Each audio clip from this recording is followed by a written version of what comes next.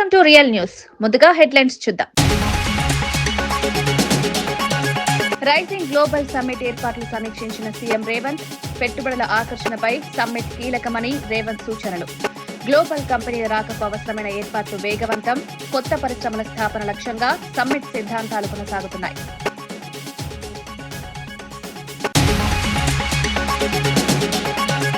అరటి పంట బీమా పైసా చెల్లించలేదని జగన్పై విమర్శలు.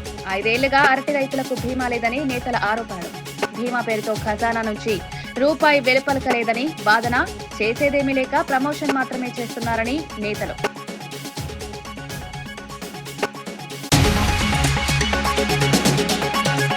బీసీ రిజర్వేషన్ల అన్యాయం సరిచేయకపోతే ఎన్నికలు వాయిదా.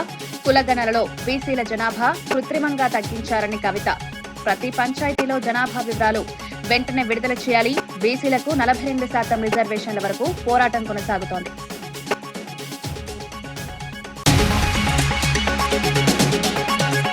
పొదలకూరులో అభివృద్ధి పనులు ప్రారంభించిన సోమిరెడ్డి.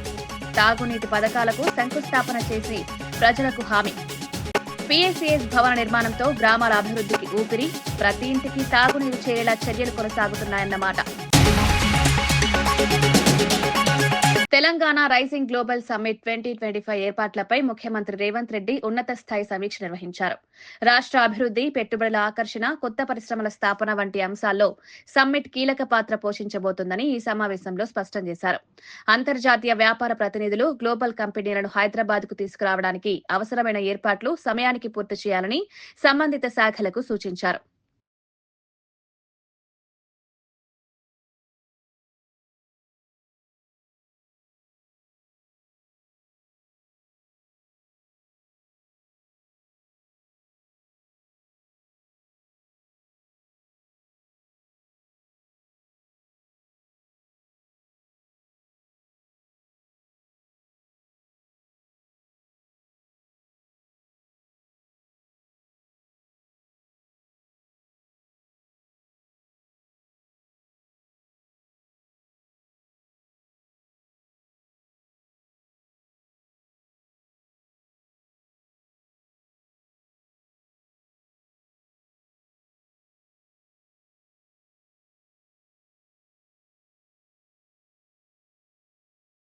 గత 5 ఏళ్లలో అరటి రైతులకు బీమా అందించామని జగన్ చెప్తున్న మాటలు పూర్తిగా అబద్దమని ప్రతిపక్ష నేతలు తీవ్రంగా ఆరోపిస్తున్నారు. 2019 నుంచి 24 వరకు రాష్ట్రంలో 1 ఎకరాకు కూడా అరటి పంట బీమా చెల్లించలేదనే వివరాలు స్పష్టంగా చెప్తున్నాయని పేర్కొన్నారు. బీమా పేరుతో 1 పైసా ప్రీమియం కూడా ప్రభుత్వ ఖజానా నుంచి విడుదల కాలేదని, రైతులను తప్పుదోవ పట్టించే ప్రయత్నం జరుగుతోందని విమర్శలు వెల్లువెత్తుతున్నాయి. రైతుల కోసం చేసేదేమీ లేకపోయినా చేశామని ప్రచారం చేసుకోవడం జగన్ కి అలవాటైందని నాయకులు అన్నారు. రైతుల సమస్యలు, ధరల స్థిరీకరణ నిధి అని నానా పెద్ద పెద్ద మాటలు మాట్లాడడం జరుగుతోంది. జగన్మోహన్ రెడ్డి గారు ఈ రోజు అరటి రైతులు ఇబ్బందులు పడుతున్నారు, అరటికి ధర లేక రైతులు అధోగతి పాలవుతున్నారని చెప్పి ఈ రోజు పులివెందుల నియోజకవర్గంలో ఆయన పర్యటించడం జరిగింది. ఈ సందర్భంగా జగన్మోహన్ రెడ్డి గారికి నేను సూటిగా ప్రశ్నిస్తా ఉన్నా, అరటి మొక్క నాటితే అరటి చెట్టు అవుతుందా, లేకపోతే విత్తనముతో అరటి చెట్టు మొలుస్తుందనే పరిజ్ఞానం కూడా లేని జగన్మోహన్ రెడ్డి ఈ రోజు అరటి రైతుల గురించి, అరటి రైతుల వ్యతల గురించి మాట్లాడుతున్నా అంటే రైతాంగమే సిగ్గుతో తలదించుకుంటా ఉంది. అంతేకాకుండా తను ముఖ్యమంత్రిగా ఉన్న కాలంలో రైతాంగానికి స్వర్ణయుగం అని చెప్పి మాట్లాడడం జరిగింది. ఈ సందర్భంగా సవాల్ చేస్తాన మరోసారి, నీవు 2019-24 మధ్య కాలంలో అరటి పంటకు బీమా కట్టినట్లు గాని, అరటి పంట నష్టపోయిన రైతాంగానికి పంటల బీమా చెల్లించినట్లు గాని నువ్వు చూపించగలిగితే నేను నా శాసనమండలి సభ్యత్వాన్ని కూడా రాజీనామా చేస్తా అని చెప్పి జగన్మోహన్ రెడ్డి గారిని సవాల్ చేస్తానా. ఈ సవాలుకు నీవు సిద్ధమా? 2019-24 మధ్య కాలంలో నువ్వు అరటి పంటకు పంటల బీమా చెల్లించినట్టు, రబీ పంటలకు పంటల బీమా చెల్లించినట్టు నువ్వు చూపించలేకపోతే నువ్వు నీ శాసనసభ్యత్వానికి రాజీనామా చేస్తావా జగన్మోహన్ రెడ్డి అని చెప్పి నేను సూటిగా సవాల్ చేస్తున్నా. 1 రూపాయి చెల్లించకోకుండా రైతాంగాన్ని అన్యాయం చేసిన చరిత్ర నీది. అరటి పంట రబీ పంటల కిందకి వస్తుంది. రబీ పంటలకు సంబంధించి మొత్తం ఇన్సూరెన్స్ విధానాన్ని నువ్వు ఎత్తేసి రైతాంగాన్ని సర్వనాశనం చేసింది నువ్వు. ఈ రోజు రైతులకు బాధలు పడుతున్నారని చెప్పి మొసలి కన్నీరు కార్చడం ఎంతవరకు సవని మాట్లాడుతున్నా. ఇందిరమ్మ చీరల పంపిణీ అంశంపై బీఆర్ఎస్ నాయకులు చేస్తున్న దుష్ప్రచారం పూర్తిగా తగదని మంత్రి సీతక్క తీవ్రంగా మండిపడ్డారు. మహిళల కోసం ప్రభుత్వం చేపట్టిన మంచి కార్యక్రమాలను వక్రీకరించే ప్రయత్నం జరుగుతోందని ఆమె అన్నారు. రాష్ట్ర వ్యాప్తంగా పంపిణీ చేస్తున్న చీరల డిజైన్లను ప్రభుత్వమే నిర్ణయించలేదని, మహిళా సంఘాలు సూచించిన నమూనాల ఆధారంగానే వాటిని ఎంపిక చేసి పంపిణీ చేస్తున్నామని స్పష్టం చేశారు. మహిళల కోసం కాంగ్రెస్ ప్రభుత్వం చేపట్టిన ప్రతి చర్యను బీఆర్ఎస్ నాయకులు స్వీకరించలేకపోతున్నారని సీతక్క వ్యాఖ్యానించారు. సంతోషపడుతుంటే సహజంగానే మీకు తెలుసు, ఆడబిడ్డలు సంతోషపడితే మరి బీఆర్ఎస్ నాయకులు కల్వకుంట్ల కుటుంబం కళ్ళల్లో నిప్పులు పోసుకుంటుందని, అందుకనే మరి చీరలు బాగలేవని, లేదా ఎలక్షన్ల కోసమని, లేదా కొంతమందికే ఇస్తున్నారని ఏదేదో తప్పుడు కూతలు కూస్తున్నారు. అయ్యా, మీ చీరలు బాగున్నాయా, మేమిచ్చిన చీరలు బాగున్నాయో రాష్ట్రంలో ఉన్న ప్రతి మహిళకు అర్థమయ్యి గుండెలకు కత్తుకొని ఫోటోలు దిగి పెడతా ఉన్నారు. అది మీకు పాపం భయం అనిపిస్తుంది. మేము ఈ చీరలకు ఆర్డర్ ఇచ్చి దాదాపుగా 1 year కావస్తుంది. ముఖ్యమంత్రి గారు కన్న కళ ఏంటిదంటే 1 కోటి మంది మహిళల్ని కోటీశ్వర్లను చేయాలి. 1 కోటి మంది మహిళలు కావాలి అంటే మరి 1 కోటి మంది మహిళలను మహిళా సంఘాల్లో చేర్చాలనే లక్ష్యంతో ఈరోజు ఇచ్చిన 67 లక్షల చీరలు సరిపోవట్లేదని ఇంకా 33 లక్షల చీరల వరకు మరి మళ్ళీ ఆర్డర్ ఇవ్వడం జరిగింది. దాదాపుగా అంటే పూర్తిగా కోటి మందికి. దీన్ని నిస్సిగ్గుగా మరి హరీష్ రావు లాంటి ఒక నాయకుడు, అబద్ధాల కేరాపు హరీష్ రావు, నేను ఎప్పుడో చెప్పిన కదా, అబద్ధాలకు నిలువుటద్దామని. మేము 67 లక్షలకు ఆర్డర్ ఇచ్చినాం. 67 లక్షల చీరలు రాష్ట్రంలో పంపిణీ జరుగుతున్నది. అది గ్రామీణ ప్రాంతంలో ఒకసారి, మరి పట్టణ ప్రాంతంలో మరొకసారి. ఎందుకంటే చేనేత కార్మికులు ఏదో మేము దుబాయ్ నుంచి లేదా సూరత్ నుంచి కిలోల కొద్దీ తీసుకొచ్చిన చీరలు కాదు. చేనేత కార్మికులు వాళ్ళు స్వయంగా నేర్చిన చీరలు మేము అక్కడే ఆర్డర్ ఇచ్చినాం కదా. మీకు చిత్తశుద్ధి ఉంటే కేటీఆర్, హరీష్ రావు, కవితమ్మ ముగ్గురు పోయి సిరిసిల్ల కార్మికులతో మాట్లాడి ఇక్కడ రాష్ట్ర ప్రభుత్వం నుంచి ఎన్ని చీరలకు ఆర్డర్ ఇచ్చిండ్రు, ఎప్పుడు అయింది అని ఒక్కసారి తెలుసుకోండి. తర్వాత గతంలో 60 ఏళ్ళు దాటితే మహిళా సంఘాలలో ఉండకూడదనే నిబంధన ఉండే. ఇప్పుడు దాన్ని కూడా తీసేసి దాటిన వాళ్ళని కూడా సంఘంలోకి తీసుకుంటున్నాం. కాబట్టి మహిళా సంఘంలో ఉన్న సభ్యులకు ఇచ్చుకుంటూ మహిళా సంఘంలో 1 కోటి మందిని చేర్చాలి. కాబట్టి ప్రతి మహిళకి ఇచ్చి సంఘంలో చేరండి అని సారబెట్టి చీర పెట్టి మేము సంఘంలోకి ఆహ్వానిస్తున్నాం. ఇక్కడ ఏం తప్పు కనపడ్డది? నీ తప్పు నేను చెప్తా. మా గవర్నమెంట్ వచ్చే వరకు మీరేమన్నారు, రేషన్ కార్డు ఉన్న వాళ్ళందరికీ, రేషన్ కార్డులు ఉన్న వాళ్ళందరికీ మేము ఇచ్చినాం అన్నారు. మరి మా గవర్నమెంట్ వచ్చేటప్పటికి రేషన్ కార్డుల సంఖ్య, రేషన్ కార్డుల వాళ్ళ సంఖ్య మరి 89 లక్షలు, 89 లక్షలు లేదా 90 లక్షలు. మీరు ఆర్డర్ ఇచ్చిందే 90 లక్షల చీరలు. మరి మిగతా దాదాపుగా 50,000 చీరలు ఎవరు తీసుకున్నారు, ఎవరికి పంచుకున్నావు? దీంట్లో కూడా మీరు తెచ్చిందే కిలోల లెక్క, చాలని ముట్టుకుంటే పనికిరావు అని వాళ్ళు చేన్లలో కట్టుకున్న చరిత్ర. ఇవాళ మేము ఇచ్చిన చేన్లలో కట్టుకోవడం కాదు. మీలాంటి దుష్టబుద్ధితోటి మీ కార్యకర్తలతోటి మీ లీడర్ల భార్యలతో కొన్ని తప్పుడు ప్రచారాలు చేయవచ్చు. కానీ అక్కలారా చెల్లరారా ఆలోచించండి. మీకు నిజంగా ఈ చీర నచ్చలేదా? ఇది ఎంపిక చేసినటువంటి మహిళా సంఘ సభ్యులను కూడా మేము తీసుకొస్తాం. ఇవాళ ఎలక్షన్ల కోసమని కూడా అంటాడు, లేకుంటే ఏదో పార్టీ కోసం అంటాడు. అరే నువ్వు బతుకమ్మకి ఇచ్చుకున్నావయ్యా, అది కూడా 2017 నుంచి ఇచ్చినావు. నువ్వేం 2014 నుంచే మొదలు పెట్టలే. మేము రాష్ట్రంలో మహిళా సంఘాలను ఆర్థికంగా బలోపేతం చేయాలి. మహిళా సంఘం అనేది ఒక సామూహిక బంధాన్ని ఏర్పరిచి ఆర్థికంగా బలోపేతం చేసే సెర్ప్ సంస్థ అనేది పేదరిక నిర్మూలన. ఫ్రీ బస్సు పెడితే మీ కళ్ళలో నిప్పులు పోసుకుంటుంది. మీరు ఏంది బ్రేక్ డ్యాన్సులు చేసుకోండి, మీరు ఇది చేయండి, కొట్లాడుకుంటున్నారు, కలిసి ఉండరు. ఇంత దుర్మార్గమైనటువంటి నీచమైన రాజకీయాలకు ఒడిగట్టడం ఈ బీఆర్ఎస్కే చెల్లింది, కానీ ఇంకొకటికి చెల్లదు. ప్రతి ఒక్క మహిళ ఇవాళ బస్సును వాడుకునే వాళ్ళు కానీ, గ్రూపులలో ఉండి వడ్డీ లేని రుణాలు తీసుకునేటువంటి వాళ్ళు కానీ, ఆర్థికంగా అభివృద్ధి చెందే వాళ్ళు కానీ, ఇలాంటి బీఆర్ఎస్ చిల్లర నాయకులకు బుద్ధి చెప్పాల్సిన అవసరం ఉంది. ఇవాళ ఎక్కకపోని కష్టాలు ఉన్నోళ్ళు ఉంటారు, కన్నీళ్ళు ఉన్నోళ్ళు ఉంటారు. ఏదో మీటింగ్ కానీ వస్తారు, లేదా ఏదో పెళ్ళికి పోతారు, అటు నుంచి ఒక ఫోన్ వస్తుంది. మరి వెంటనే ఇంకో ఊరు పోవాలంటే అక్కడ బస్సు ఎక్కితే వెళ్ళిపోగలుగుతుంది ఫ్రీగా. ఏదో చచ్చిపోయినా వస్తారు, లేదా ఏదో కష్టం వచ్చిందని పోతుంది. ఇది కూడా ఓర్వలేనితనము. ఈరోజు చీరలు ఇస్తే కూడా ఓర్వలేనితనం. హరీష్ రావు, కేటీఆర్, కవిత. ఇవాళ కవిత అంటే 150 రూపాయల చీర, రేషన్ కార్డు మీద ఇస్తే ఎస్ మా మహిళలకు అందరికీ మేము ఒక యాప్ క్రియేట్ చేస్తున్నాం. వాళ్ళు ఎవరు ఎక్కడ, వాళ్ళకి ఏం పేదరికమైంది, వాళ్ళు ఏం లోన్ తీసుకున్నారు, వాళ్ళకి చీర వచ్చిందా లేదా, వాళ్ళకి ఎన్ని లక్షల లోన్ వచ్చింది, ఎంత రుణం బీమా మాఫీ అయింది, ఎవరైనా చనిపోయిన వాళ్ళకు మేము 10 లక్షల ఇన్సూరెన్స్ కూడా ఇస్తున్నాం యాక్సిడెంటల్గా. మీ ముఖాలకు ఎప్పుడైనా ఆలోచించిరా? వాళ్ళు కష్టపడి సంపాదించినటువంటి 500 కూడబెట్టుకున్న అభయహస్తాన్ని కూడా దాదాపు 1800 కోట్లు దోసుకున్నారు మీరు. పావుల వడ్డీ అని చెప్పి మోసం చేసి 3500 కోట్లు ఎగ్గొట్టిపోయింది మీరు. ఇవాళ మేము వచ్చిన కాంచి 27,000 కోట్లు మహిళలకు బ్యాంకు లింకేజ్లతో పాటు ఇప్పటి వరకు దాదాపు 1300 కోట్లకు పైగా వడ్డీ లేని రుణాలు మేము అందజేస్తూ ఉన్నాం, ఇంకా ఇస్తున్నాం. మీరు ఎగ్గొట్టిపోయారు. మహిళలు సంతోషపడుతున్నారు, సంబరపడుతున్నారు, మీటింగులలో కలుసుకుంటున్నారు. ఒక ఒంటరి మహిళ కాదు, నాకు ఇంత లక్షల మంది మహిళలు తోడున్నారు అని గుర్తు చేసుకుంటున్నారు. మహిళల కోసం ఇక్కడ శిల్పారామాన్ని మహిళా శక్తి బజార్లకు ఇచ్చినాం, ఇందిర మహిళా శక్తి బజార్లకు. ఇవాళ మారుమూల ప్రాంతాలలో, ఇవాళ ఆదిలాబాద్లో ఆదివాసి గోండు బిడ్డ జంగుబాయ్ అక్కడ ఇప్పపు లడ్డు షాప్ పెట్టుకున్నది.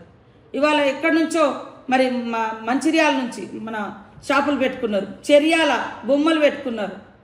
ఇవన్నీ మీకు కనబడట్లేదు, మీకు కనబడదు. ఎందుకంటే ఆడవాళ్ళు సంతోషంగా ఉండొద్దు. మీది ఫ్యూడల్ మెంటాలిటీ. ఆడవాళ్ళను బయటికి రానియొద్దు, ఆడవాళ్ళను బానిసలుగా చేయాలి. ఆడవాళ్ళతో వెట్టి చాకిరి చేయించుకున్నటువంటి చరిత్ర కలిగినటువంటి కుటుంబాల నుంచి వచ్చినటువంటి నాయకత్వం బీఆర్ఎస్ నాయకత్వం. అందుకని ఆడవాళ్ళు బస్సులలో ఎక్కితే దొంగ వీడియోలు చేసి కొట్లాటలు పెట్టించి కొట్లాడుకున్నట్టుగా వీడియోలు సృష్టించారు. ఇవాళ ఆడవాళ్ళు సంబరాలు పడి వాళ్ళు వీడియోలు చేసి పెట్టుకుంటుంటే వాటి మీద రకరకాల ట్రోల్స్ చేస్తున్నారు. తప్పు. వాస్తవాలు, చీరలలో ఏమైనా లోపాలుంటే బాగా చేయండి అని చెప్పండి. గ్రామ పంచాయతీ ఎన్నికల్లో బీసీలకు తీవ్ర అన్యాయం జరుగుతోందని ఎమ్మెల్సీ కవిత ప్రభుత్వంపై మండిపడ్డారు.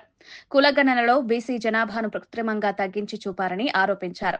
ఈ విధమైన లోపాలు కొనసాగితే ప్రజలు నమ్మకం కోల్పోతారని పేర్కొంటూ ప్రతి పంచాయతీలో కులాల వారీగా జనాభా వివరాలను వెంటనే ప్రకటించాలని డిమాండ్ చేశారు. బీసీలకు సముచితంగా 42% రిజర్వేషన్లు ఇవ్వడం వరకు తమ పోరాటం ఆగబోదని స్పష్టం చేశారు. అవసరమైతే గ్రామ పంచాయతీ ఎన్నికలను వాయిదా వేసినా వెనకడుగు వేయమని కవిత హెచ్చరించారు. రిజర్వేషన్లు లేని చోట కూడా బీసీ నాయకులు నామినేషన్లు వేసి గెలవాలని పిలుపునిచ్చారు. బెస్ట్ బీసీ విల్ విన్ కదన్న, బీసీ గెలవాలి అంతే. ఇప్పుడు మహిళా రిజర్వేషన్ స్పిరిట్ కూడా అంతే కదా, అన్ని పార్టీలు మహిళలకు ఇవ్వాలి, బెస్ట్ మహిళ గెలుస్తుంది అంతే. బెస్ట్ బీసీ విల్ విన్, దానిలో పెద్ద టెన్షన్ ఏం లేదు. కానీ అల్టిమేట్గా బీసీలు గెలవాలి. ఈ బీసీలతోని ఆడుకుంటే బీసీలు ఏమన్నారులే అని ఏదైతే కాంగ్రెస్ పార్టీ అనుకుంటుందో కొద్దిగా మనం గట్టిగా బలంగా బుద్ధి చెప్పాల్సినటువంటి అవసరం ఉందని మాత్రం నేను బీసీ బిడ్డలందరూ కూడా పిలిపిస్తా ఉన్నాను.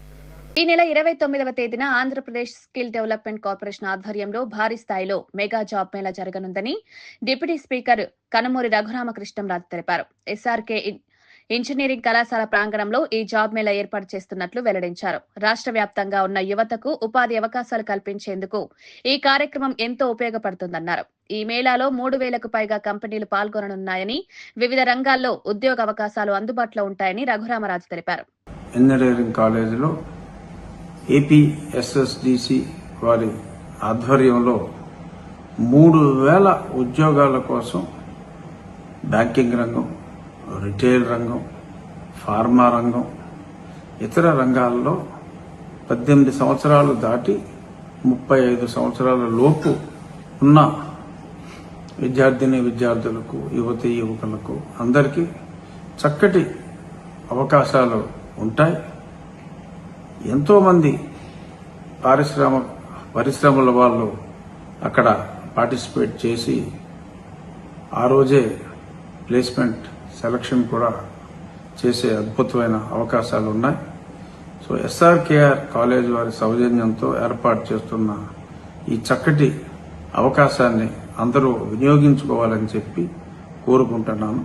తప్పకుండా ఆశావహులందరూ 29వ తారీఖు ఉదయం ఎస్ఆర్కేఆర్ ఇంజనీరింగ్ కాలేజ్కి రండి, ఉద్యోగాలు పొందండి. Thank you. TDP polit bureau సభ్యులు వర్ల రామయ్య మీడియా సమావేశంలో భూమన కరుణాకర్ రెడ్డిపై తీవ్రంగా విమర్శలు చేశారు. భూమన తరచూ చేస్తున్న బుకాయింపులు ప్రజాస్వామ్యానికి విరుద్దమని, రాజకీయాల్లో బెదిరింపులకు స్థానం లేదని స్పష్టం చేశారు. తాను మాట్లాడితే భూమన భయపెట్టే ప్రయత్నం చేస్తున్నాడని, కానీ ఇలాంటి డ్రామాలతో తాను వెనక్కి తగ్గే ప్రసక్తి లేదని రామయ్య తెలిపారు. ఎన్టీఆర్ భవన్, అమరావతి నుండి ప్రత్యక్ష ప్రసారం జరిగిన ఈ సమావేశంలో రామయ్య ప్రభుత్వ వ్యవహారాలపై కూడా తీవ్ర స్థాయిలో స్పందించారు. ఇంకా కొంచెం లోతుగా వెళ్ళాలంటే శ్లేష్మంలో చిక్కుకున్న ఈగ, శ్లేష్మంలో చిక్కుకున్న ఈగ,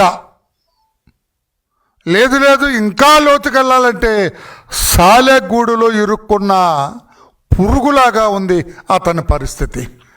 ఏమిటి వరలరామయ్య గారు కొత్తగా ఈ సామెతలు లేకుంటే ఈ ప్రాసలో చెబుతున్నారు అని మీరు అడిగితే, అతను నిన్న సిఐడి దర్యాప్తుకు వెళ్ళి బయటకు వచ్చిన తర్వాత అతను మాట్లాడిన తీరు నన్ను ఇలా మాట్లాడటానికి ప్రేరేపించింది. అతను కారణం తప్పితే నేను అతన్ని ఎలుకంటానికి, అతన్ని ఏగ అంటానికి, అతన్ని పురుగు అంటానికి అతనే కారణం అని చెప్పి నేను తెలియచేస్తున్నా, వేరే కాదు. అతనేమంటారు, నాకు ఈ పరకామణి కేసుకు ఉన్న సంబంధం భూమికి నక్షత్ర మండలానికి ఉన్నంత వ్యత్యాసం, అంటే సంబంధమే లేదంటాడు. పాపం అయినను పోయి రావాలి హస్తనికి అంటాడు. నైలు నది గురించి మాట్లాడతాడు, నైలు నదిలో మొసళ్ళ గురించి మాట్లాడతారు. నైలు నదిలో మొసళ్ళ కంటే భూమన కరుణాకర్ రెడ్డి గారు, మీ ఇంట్లోనే ఎక్కువ మొసళ్ళు ఉన్నాయి, మీ ఇంట్లోనే ఎక్కువ మొసళ్ళు ఉన్నాయి. మొసళ్ళు అంటే నేను అడుగుతాను, కొన్ని ప్రశ్నలు చెప్పండి. సిఐడి మిమ్మల్ని అడిగారో లేదో నాకు తెలీదు, సిఐడి ఏం దర్యాప్తు చేస్తుందో మాకైతే తెలీదు. నువ్వు వేరే ఊహించుకోవచ్చు. మా లోకేష్ బాబు గారిని, మా బిఆర్ నాయుడు గారిని, వరలరామయ్య అనే నన్ను, మా పట్టాభిని కలిపి ఏదో మాట్లాడావు. ఎన్ని మాట్లాడుకున్నా పర్లేదు, ఎందుకంటే నువ్వు కుర్తిలో పడ్డ ఎలకో కనుక అలాగే మాట్లాడతావు. పాపం నువ్వు శ్లేష్మంలో చిక్కుకున్న ఈగవు కనుక అలాగే మాట్లాడతావు, సాలెగూడులో చిక్కుకున్న పురుగు కనుక నువ్వు అలాగే మాట్లాడతావు. నేను ఒక్కటి అడుగుతానయ్యా, 14.5 crore ఖరీదైన ఆస్తులు ముద్దాయి దగ్గర నుంచి మీరు తీసుకున్నారు, దేవాలయానికి గిఫ్ట్గా డ్రామా ఆడి తీసుకున్నారు.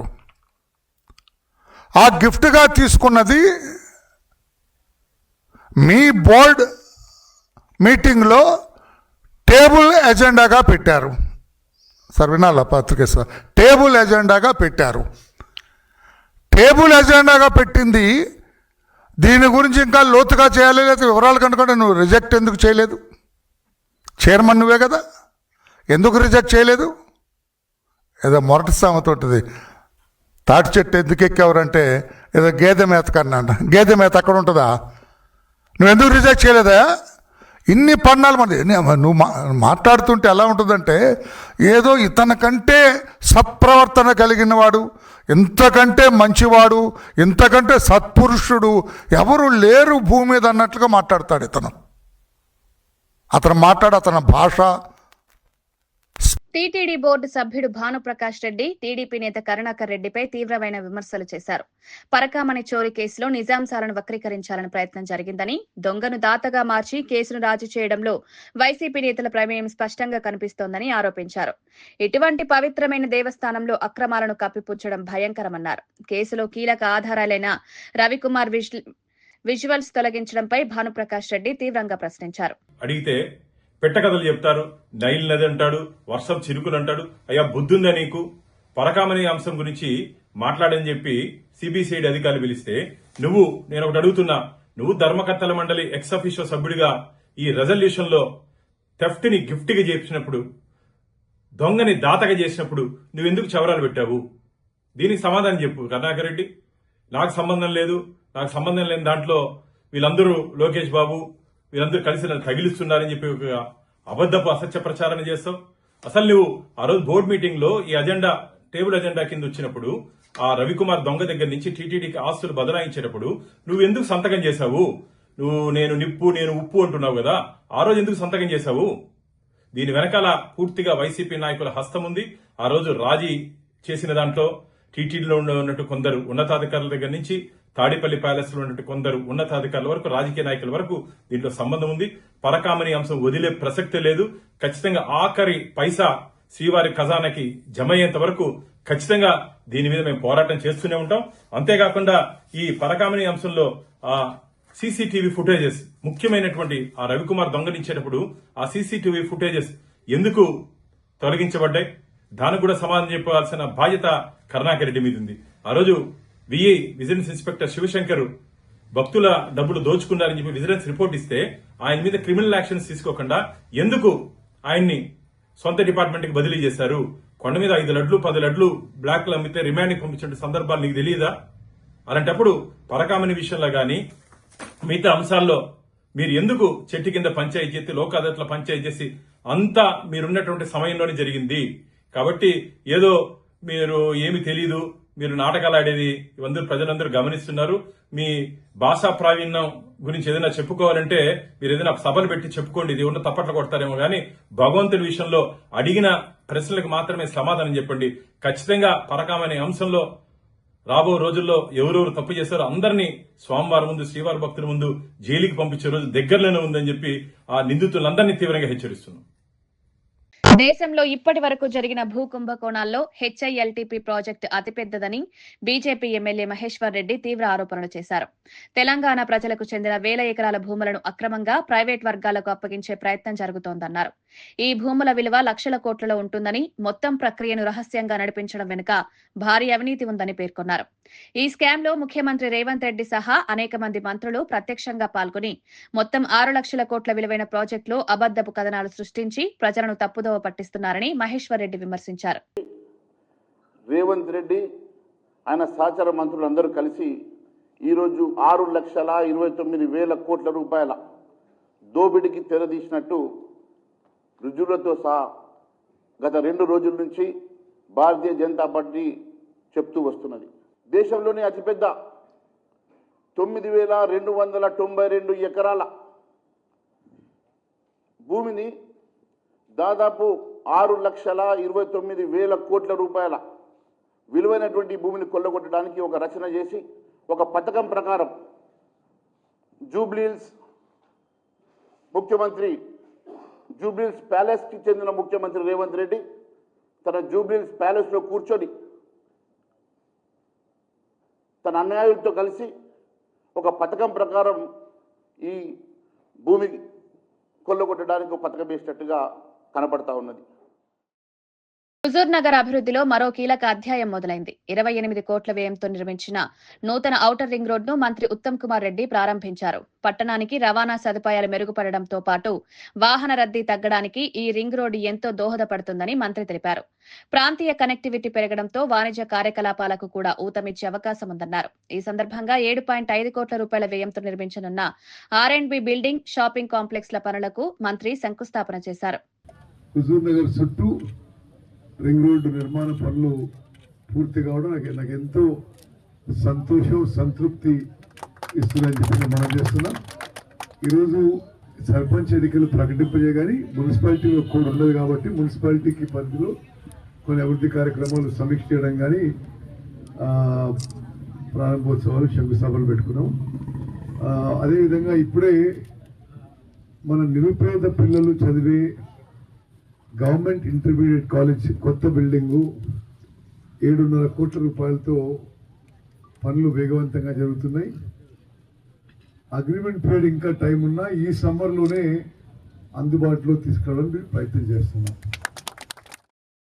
సర్వేపల్లి ఎమ్మెల్యే సోమిరెడ్డి చంద్రమోహన్ రెడ్డి డీసీసీబీ అధ్యక్షుడు ధనుంజయ రెడ్డితో కలిసి పొదలకూరులో అభివృద్ధి కార్యక్రమాలు ప్రారంభించారు. మొత్తం 3.93 కోట్ల రూపాయల వ్యయంతో చేపట్టిన తాగునీటి పథకాలు, పీఏసీఎస్ భవన నిర్మాణానికి శంకుస్థాపన చేశారు. గ్రామాల అభివృద్ధి కోసం ప్రభుత్వం కట్టుబడి పనిచేస్తోందని, తాగునీరు వంటి ప్రాథమిక సదుపాయాలు ఇంటికి చేరేలా చర్యలు కొనసాగుతున్నాయని సోమిరెడ్డి పేర్కొన్నారు. అనుబంధ పరిశ్రమలు పెట్టే పని అయితే 2 కోట్లు లోన్ ఇస్తాము. ఓన్లీ 3% వడ్డీ, అంటే 24 పైసలు వడ్డీతో పెట్టేవాళ్ళు పెట్టుకోవచ్చు అన్నాడు. చాలా ఎంకరేజింగ్ పాయింట్ అది. పావుల వడ్డీకి ఎవరిస్తారు? పావుల వడ్డీకి 2 కోట్లు. రైతులు ఎంతసేపు వ్యవసాయం అని కాకుండా ఇటువైపు కూడా చదువుకున్న పిల్లకాయలు medium and small and medium industrial unit పెట్టేదానికి ఆలోచన చేయాలి. అదొకటి. రెండోది ఏంటంటే ఇప్పుడు ఇక్కడ సొసైటీ బిల్డింగ్ శాంక్షన్ చేశాడు ధనంజయ రెడ్డి గారు. కమర్షియల్ కాంప్లెక్స్ ఫ్రంట్లో దాన్ని కూడా ప్లాన్ చేయమంటుందా. సి గ్రేడ్ నుంచి బి గ్రేడ్ కూడా వచ్చిందని ధనంజయ రెడ్డి గారు మీకు అన్ని వివరాలు చెప్తాడు.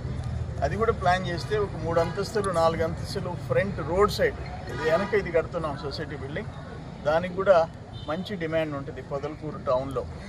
అదొకటి. ఇప్పుడు పొదలకూరుకి మర్రిపల్లికి ఈ వాటర్ సప్లై ప్రాబ్లం అయింది. అందుకని కండలేరు డ్యామ్ నుంచి డైరెక్ట్ పైప్ లైన్ 2,45,00,000 రూపాయలతో ఈరోజు ప్రారంభం చేశాం. రేపటి నుంచి వాటర్ సప్లై సమస్య లేకుండా దాంట్లో నుంచి డైరెక్ట్గా కండలేరు నుంచి నీళ్ళు వచ్చేది దాన్ని కూడా ఇప్పుడు ప్రారంభించాము. మర్రిపల్లి ఓవర్ హెడ్ ట్యాంక్ కూడా ఇప్పుడు ప్రారంభిస్తాం. అందుకని ఎప్పటికప్పుడు ఏమేమి ఇష్యూస్ ఉన్నాయో ఇప్పుడు నిన్న హెల్త్ మినిస్టర్ సత్య గారు వచ్చారు. Village health clinics central government scheme 80% కేంద్రం, ఓన్లీ 20% రాష్ట్రం. అన్ని గాలికి వదిలేసినారు. ఇప్పుడు 35 బిల్డింగ్స్ 35 బిల్డింగ్ ఈచ్ 55 lakhs. పాత ఏదో 35 లక్షలు అంట, ఇప్పుడు 55 లక్షలతో 35 బిల్డింగ్స్ శాంక్షన్ చేశామని మినిస్టర్ సత్యకుమార్ యాదవ్ గారు నిన్న చెప్పారు ప్రోగ్రాంలో మన కాన్స్టిట్యున్సీ మనుగోలుకు వచ్చినప్పుడు. సో ఇవన్నీ ఎక్కడికక్కడ మ్యాక్సిమం రాష్ట్ర కేంద్ర ప్రభుత్వాల నిధులు, ఇటువంటి కోఆపరేటివ్ బ్యాంక్ సహకార బ్యాంకుల సపోర్టు, ఫైనల్గా సిఎస్ఆర్ ఫండ్స్, పరిశ్రమల నుంచి సిఎస్ఆర్ ఫండ్స్ ఎంత మ్యాక్సిమం వీలైతే అంత ట్యాప్ చేసి మన నియోజకవర్గం అభివృద్ధి చేసేదానికి ప్రయత్నం చేస్తున్నాం. ఇప్పుడు అక్కడ గిరిజన సమస్యలు చెప్పారు. వెంటనే తహసీల్దార్లకి వాళ్ళకి డైరెక్షన్స్ ఇచ్చాం. 3,000 మందికి ఆధార్ కార్డులు ఇస్తే ఇప్పుడు ఒక మహిళ వచ్చి నాకు ఆధార్ కార్డు లేదయ్యా. అటువంటి సమస్య లేకుండా పూర్తి చేయాల్సిన బాధ్యత అధికారుల మీద ఉంది. ఎందుకంటే సచివాలయంలో 11 మంది సిబ్బంది పెట్టుకొని 5 సంవత్సరాలు అత్యంత నిరుపేదలైన గిరిజనులకి 3,000 మందికి ఆధార్ కార్డు లేకపోతే ఆయన ఏమి ఎలగబెడుతున్నాడు ఆయన. వార్తలు ముగించే ముందు ముఖ్యాంశాలు మరోసారి. రైజింగ్ గ్లోబల్ సమ్మిట్ ఏర్పాట్లు సమీక్షించిన సీఎం రేవంత్. పెట్టుబడుల ఆకర్షణపై సమ్మిట్ కీలకమని రేవంత్ సూచనలు. గ్లోబల్ కంపెనీల రాకకు అవసరమైన ఏర్పాట్లు వేగవంతం. కొత్త పరిశ్రమల స్థాపన లక్ష్యంగా సమ్మిట్ సిద్ధాంతాలు కొనసాగుతున్నాయి.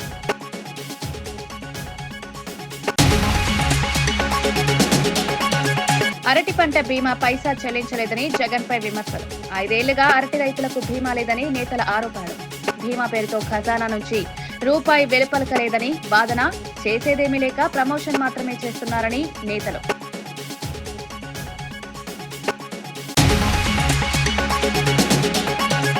బీసీ రిజర్వేషన్ల అన్యాయం సరిచేయకపోతే ఎన్నికలు వాయిదా. కులగణనలో బీసీల జనాభా కృత్రిమంగా తగ్గించారని కవిత. ప్రతి పంచాయతీలో జనాభా వివరాలు వెంటనే విడుదల చేయాలి. బీసీలకు 42% రిజర్వేషన్ల వరకు పోరాటం కొనసాగుతోంది.